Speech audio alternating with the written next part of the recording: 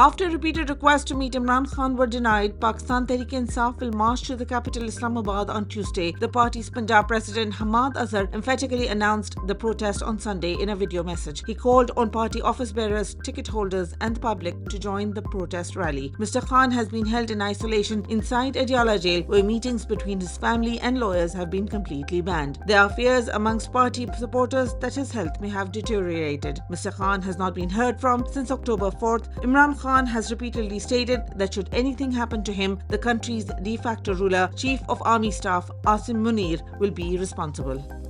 The sisters of former Prime Minister Imran Khan were sent to a remote prison in Jhelum in the Punjab province, where they were shifted from Adiala jail, the same prison where Imran Khan is being held in. Pakistan's military government has arrested all but one member of Imran Khan's immediate family. Alima Khan and Dr. Uzma Khan were arrested last week from Islamabad, where they were protesting along with thousands of Pakistanis against a proposed constitutional amendment which would give legal cover to abductions and enforced disappearances by Pakistani security forces. Lawyer for the family, Faisal Fareed, said in a tweet that family members were barred from meeting them.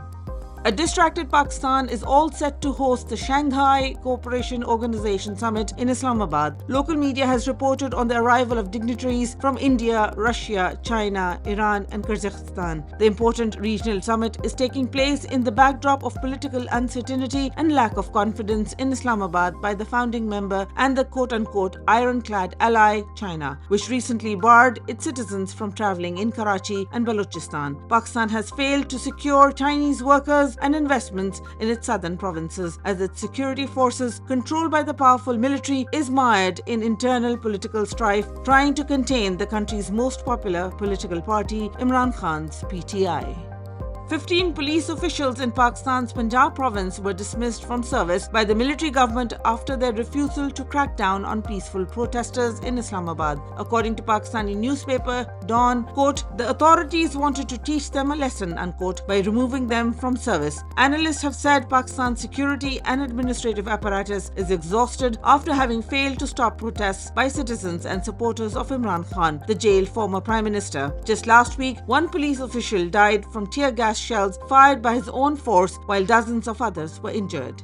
An Israeli air attack on tents for displaced Palestinians inside a hospital complex in Gaza has killed at least 4 people and wounded at least 70, many of them critically, as Israel's genocide in the besieged enclave continues for a second year. The attack at Al-Aqsa's Martyrs Hospital in central Gaza's Deir al-Balah city in the early hours of Monday hit tents where many displaced Palestinians had been sheltering. Videos showed rescuers scrambling to save people as they struggled to contain a major fire. The death toll is expected to rise further. Quote, it is a horror show here. Honestly, sometimes I feel like this is not real life. That this can go on and this degree of suffering is allowed to happen in this world, unquote, said a volunteer.